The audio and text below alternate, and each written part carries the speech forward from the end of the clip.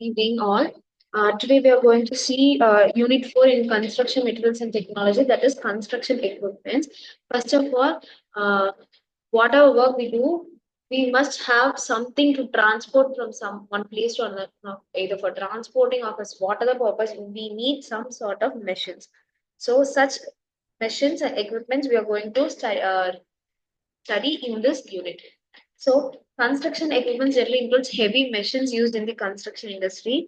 Those machines are used to perform very high work such as excavating, concreting, loading, unloading of materials, driving material onto hoist and then to de-water and to lift support. So, the different types of construction equipments used for earth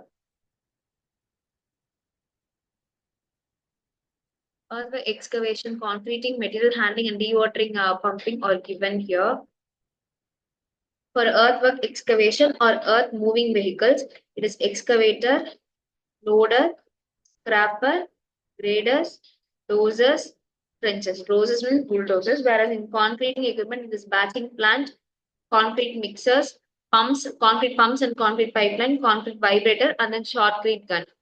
For material handling and erection, it is hoist, conveyors, cranes, and trucks.